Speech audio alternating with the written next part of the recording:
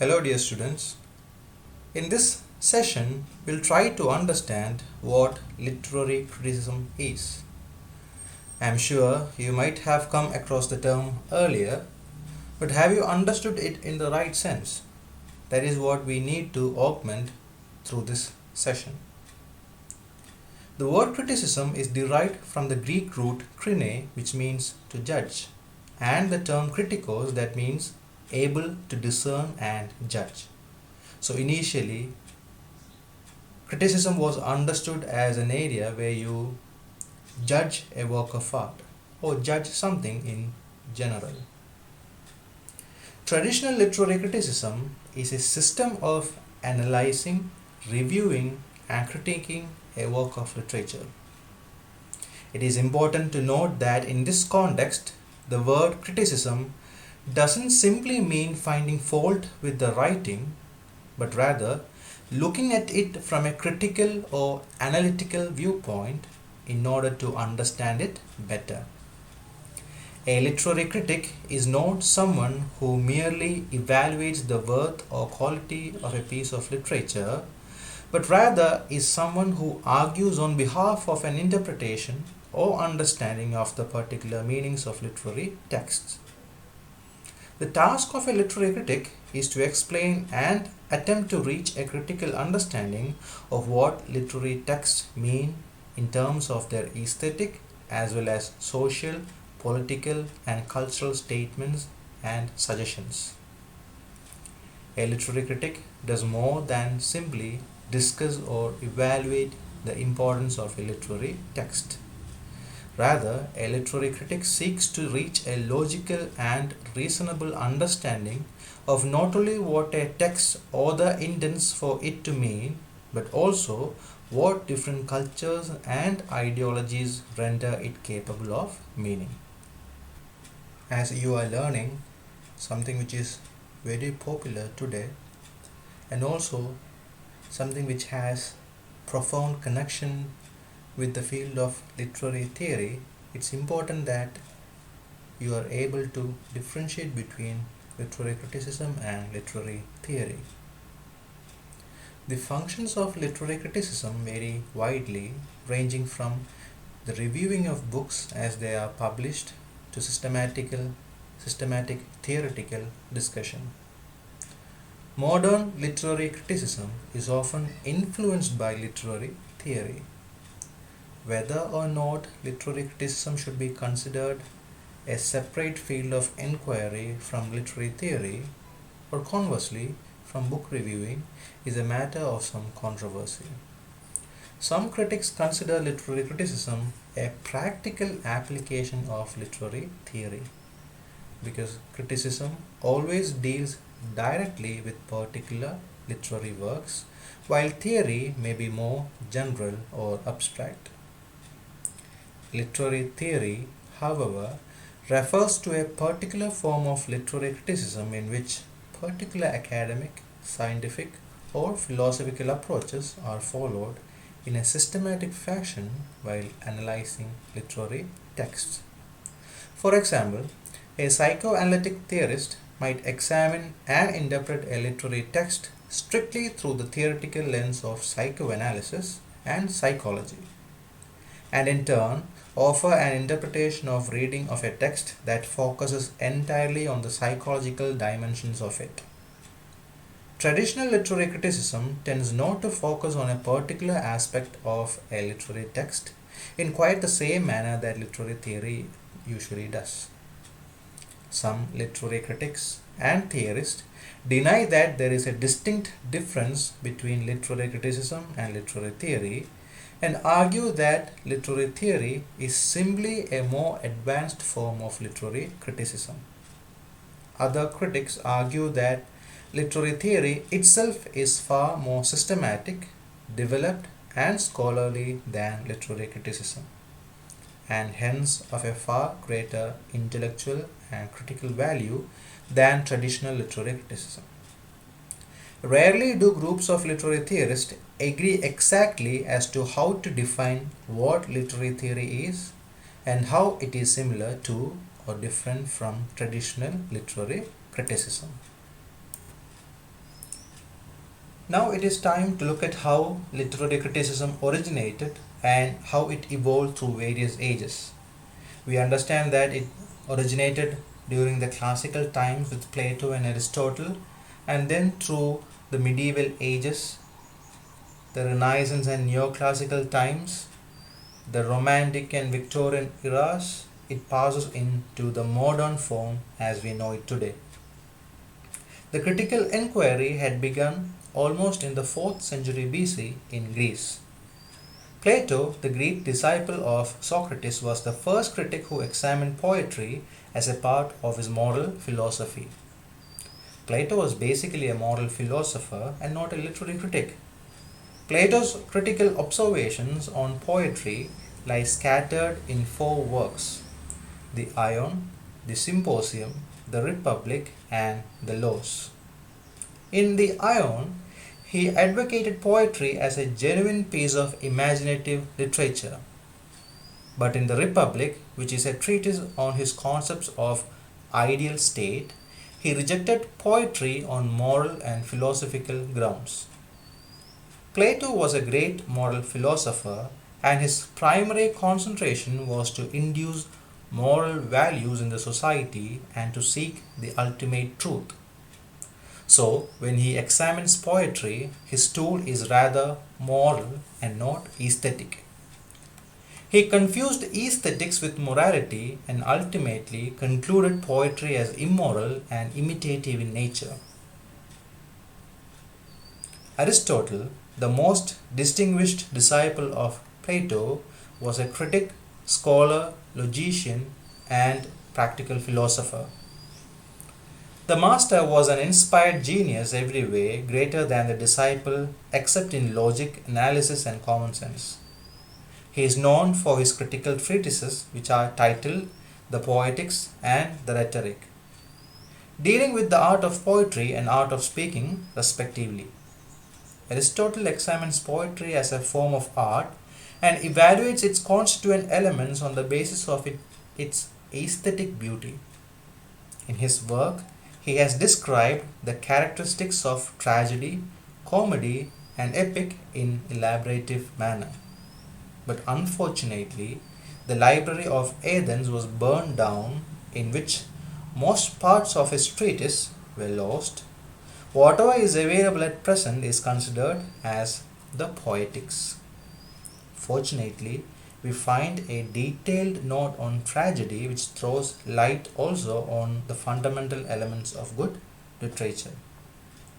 Plato and Aristotle are the 2 important figures that we come across in classical criticism. We also have other minor characters coming up in classical criticism like Horace and Longinus. As we shift to the minor critics that appear in classical age, we also shift the scene of happening. It shifts from Greek to the Roman. Later, Roman criticism offers no parallel to Aristotle's or Plato's originality. Much ancient criticism, such that of Cicero, Horace, and Quintilian in Rome, was absorbed in technical rules of exegesis and advice to aspiring rhetoricians. Horace's verse, epistle, the art of poetry, is an urban amplification of Aristotle's emphasis on the decorum or internal propriety of each genre, now including lyric, pastoral, satire, elegy, and epigram, as well as Aristotle's epic, tragedy, and comedy. On the sublime, by the Roman Greek known as Longinus, was to become influential in the 18th century, but for a contrary reason. When decorum began to lose its sway, encouragement could be found in Longinus for arousing elevated and ecstatic feeling in the reader. Horace and Longinus developed, respectively, the rhetorical and the affective sides of Aristotle's thought, but Longinus effectively reversed the Aristotelian concern with the regulation of the passions. What you are listening to is merely an introduction to the figures that you are going to confront once we start learning literary criticism. The four important critics that you come across in the first module of literary criticism are Aristotle, Plato, Horace, and Longinus. From classical criticism, let's move on to medieval and Renaissance criticism. Most literary criticism written during the Middle Ages focused on religious literature, which is why some important concepts from religious study became part of literary theory. Classical and medieval criticism often focused on religious texts and the several long religious traditions of hermeneutics and textual exegesis have had a profound influence on the study of secular texts. The birth of Renaissance criticism was in 1498 with the recovery of classical texts. For example, Aristotle's Poetics was translated into Latin and commented upon by various authors, which cemented the terminology he developed. Moreover, the emphasis on literature as an essential part of culture provided literary critics with a way to approach literature, looking at its cultural impact and significance. The literary criticism of Renaissance has developed classical ideals of unity, of form, and content for literary neoclassicism, proclaiming literature as central to culture, leaving the poet and the author to preserve a long literary life. The work of Aristotle, especially Poetics, was the most important influence upon literary criticism until the late 18th century. Lodovico Castelvetro was one of the most influential Renaissance critics who wrote commentaries on Aristotle's Poetics in 1570. The ideas of the Italian and French Renaissance were transmitted to England by Roger Ascham, George Gascoigne, Sir Philip Sidney, and others. Gascoigne's A Certain Notes of Instruction, published in 1575, the first English manual of versification, had a considerable effect on poetic practice in the Elizabethan age. Sidney's Defense of Poesy, which was published in 1595, vigorously argued the poet's superiority to the philosopher and the historian on the grounds that his imagination is chained neither to lifeless abstractions nor to dull actualities. From classical, medieval, and Renaissance criticism, let's move into Neoclassicism as well as the Romantic Age. Neoclassicism had a lesser impact in England, partly because English Puritanism had kept alive some of the original Christian hostility to secular art. During the 18th century, a term which had become confined to the verbal criticism of classical writers was slowly widened to include the whole problem of understanding and judging, and even the theory of knowledge and knowing. John Dryden, Alexander Pope, and Samuel Johnson formed some of the popular voices of criticism. The English Romantic movement of the early 19th century introduced new aesthetic ideas for literary studies, including the idea that the purpose of literature should not always be beautiful, precious, or perfect, but that literature itself could evaluate a common subject to the level of the sublime. Romanticism, an amorphous movement that began in Germany and England at the turn of the 19th century, and somewhat later in France, Italy, and the United States, found spokesmen as diverse as Goethe and August and Friedrich von Schlegel in Germany, William Wordsworth and Samuel Taylor Coleridge in England, Madame de Staël and Victor Hugo in France, Alessandro Manzoni in Italy, and Ralph Waldo Emerson and Edgar Allan Poe in the United States. Romantics tended to regard the writing of poetry as a transcendently important activity, closely related to the creative perception of meaning in the world. The Romantic spirit focused on literature as a tool to elevate the mundane to sublime, had a strong influence of literary criticism as well as literature itself. Romantics praised literature for its aesthetic as well as content, particularly in England. Once again, many important authors of this period also wrote criticism, among them Samuel Taylor Coleridge, John Stuart Mill, Edgar Allan Poe, and Leo Tolstoy. Wordsworth's preface to Lyrical Ballads, published in 1800, Coleridge's Biographia Literaria, published in 1817, are popular examples from this period. The 19th and 20th centuries witnessed a profound increase in the growth and quantity of works related to literary criticism. The 19th century, however, Romanticism met with a severe downfall. Post-Romantic disillusion was epitomized in Britain, especially in the criticism of Matthew Arnold, who thought of critical taste as a substitute for religion and for the unsatisfactory values embodied in every social class. The social, cultural, and technological developments of the 20th century vastly expanded the critical tradition.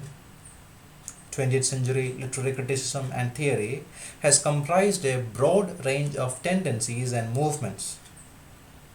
To quote a few, a humanistic tradition descended from 19th century writers such as Matthew Arnold and continued into the 20th century through figures such as Irving Babbitt and F.R. Lewis, surviving in our own day in scholars such as Frank Kermode and John Carey. A neo-romantic tendency expressed in the work of D.H. Lawrence, G. Wilson Knight, and others. The new criticism arising initially in the 1920s and subsequently formalized and popularized in the 1940s. The tradition of Marxist criticism, traceable to the writings of Marx and Engels themselves. Psychoanalytic criticism, whose foundations were laid by Freud and Jung. Russian formalism arising in the aftermath of Russian Revolution. Structuralism, which emerged fully in the 1950s, building on the foundations established in the early 20th century by Saussure and Lévi-Strauss, and the various forms of criticism which are sometimes subsumed under the label of post-structuralism. Lacanian psychoanalytic theory, which rewrote Freudian concepts. Deconstruction, which emerged in the 1960s, as did feminism. Reader response theory, whose roots went back to Husserl and Heidegger, and the new historicism, which arose in the 1980s. Literary criticism became a practice which was typically performed from the perspective of a particular school of critical thought. This happened in the 20th century. And the purpose of literary criticism became to analyze a work's relevance and quality from a particular school's viewpoint. Let me talk about some of the popular schools of literary criticism. Neocriticism focuses on objectively evaluating the text, identifying its underlying form. It studies, for example, a text's use of imagery, metaphor, or symbolism. It isn't concerned with matters outside the text, such as biographical or contextual information. The reader response school. This focuses on each reader's personal reactions to a text, assuming meaning is created by a reader's or interpretive community's personal interaction with a text. It assumes no single correct universal meanings exist because meanings resides in the minds of readers. While you go through reader response approach, you may ask questions like, how does the text make you feel? What memories or experiences come to mind when you read? If you were the central protagonist, would you have behaved differently? So such questions and the answers that you arrive at after reading the work takes you through the approach called reader response. Feminism. This criticism focuses on understanding ways gender roles are reflected or contradicted by texts, how dominance and submission play out in texts, and also how gender roles evolve in text. You may ask questions like, How does the story reinscribe or contradict traditional gender roles? For example, are the male characters in power positions while the women are dominated? Are the men prone to action, decisiveness, and leadership while the female characters are passive and subordinate? Do gender roles create tension within the story? So these are the questions, or these are typical questions that you may ask to so as to opt feministic criticism. New historicism focuses on understanding text by viewing text in the context of other texts. It seeks to understand economic, social, and political influences on the texts. Media criticism, which has gained much attention these days, focuses on writers' use of multimedia and hypertext. You ask questions like, how does the medium alter readers' interaction with the text? Has the reader employed multimedia or hypertext? What tradition from print and page design have shaped the structure of the text? In what ways has the author deviated from traditional, deductively organized linear texts? So these are some of the common questions that you normally ask a work of art when you are taking the route of media criticism. Psychoanalytic criticism focuses on psychological dimensions of the work. Marxist criticism focuses on ways texts reflect, reinforce, or challenge the effects of class, power relations, and social roles. Archetypal criticism focuses on identifying the underlying myths in stories and archetypes which reflect what the psychologist Carl Jung called the collective unconsciousness.